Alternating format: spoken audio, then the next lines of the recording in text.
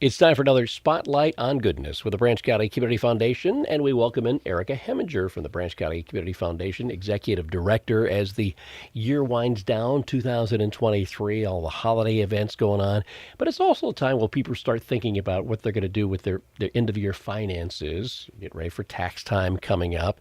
But thinking of year-end donations, a lot of organizations are sending out solicitations for that. So obviously you guys wanted to make sure you were in the mix too about how people can make some of those donations end of year, right? Yeah, of course. So, year end giving, like you said, is a very busy time, not only for the Community Foundation, but for all of the nonprofits in our area. So, they've been busy with solicitations and receiving gifts. And again, we're no exception at all. So, year end giving is a big deal for us. Well, and for a lot of folks in the past, maybe it was that you get it in before your tax deduction. Some of that stuff has changed, and it's maybe not quite as financially advantageous to do that on the tax end of it. But still, philosophically, it's a good time to kind of make that clean break.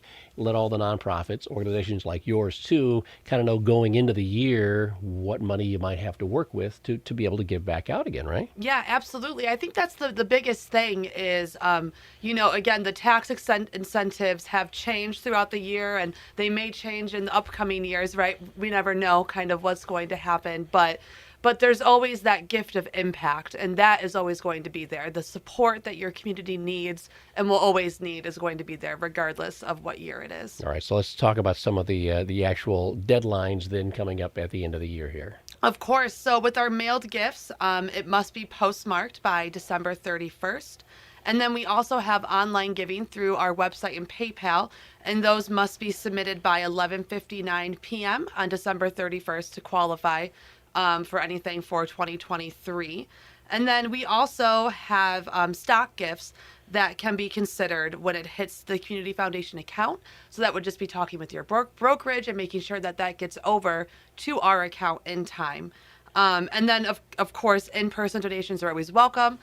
Just stop into the office. We definitely say to call beforehand because we are out in the community doing events, but we are just right downtown in between Southern Michigan Bank and Trust and Jeannie's Diner. All right. And again, same kind of thing. If someone's making a stock transfer, doing something else out of their accounts with their financial advisors, who might or might not be in the full time over the holiday period, maybe plan a little bit ahead of time to make sure all that stuff can get in by the 31st. Yeah, absolutely. Give us a call at the office too, and we're happy to offer a stock gift transfer sheet or some information for automatic transfers as well. We can take that also. And then maybe if someone is thinking of bigger gifts or setting up a fund, those kinds of things, first quarter of the year is probably a good time maybe to sit down and start doing that when it's maybe a little bit calmer time, right? Yeah, absolutely. That's so funny you say that. I was just talking with someone about how January and February, those really busy times for those kind of conversations. But again, we're always happy to have that conversation if a donor's interested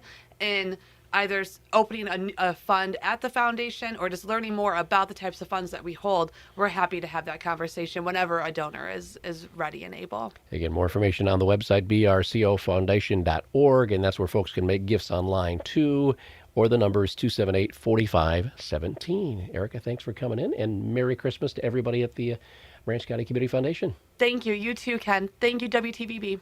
Erica Heminger for the Branch County Community Foundation with us on this Spotlight on Goodness, AM 1590 and FM 95.5, WTVB.